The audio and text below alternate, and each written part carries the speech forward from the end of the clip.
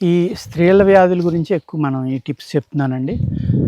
నడునొప్పి అనేది కొంతమందికి రెగ్యులర్‌గా ఉంటుంది. కంటిన్యూగా ఉంటూ ఉంటుంది స్త్రీలకి, వయసులో ఉన్న వాళ్ళకి కూడా. ఎందుకంటే ఈ మెన్‌స్ట్రువల్ సైకిల్ టైంలో వాతం ఎక్కువ ఉండటం గానీ, లేక మినరల్స్ డెఫిషియన్సీ వల్ల గానీ నడునొప్పి వస్తుందనమాట.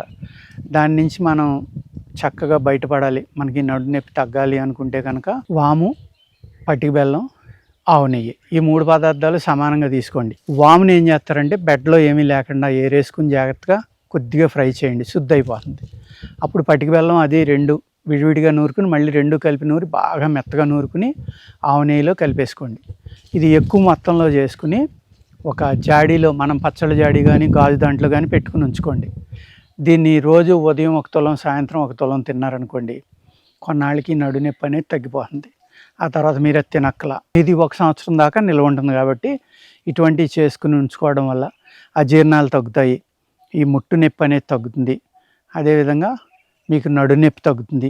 చాలా రకాలుగా ఇది ఉపయోగపడుతుంది అన్నమాట. నమస్కారం అండి.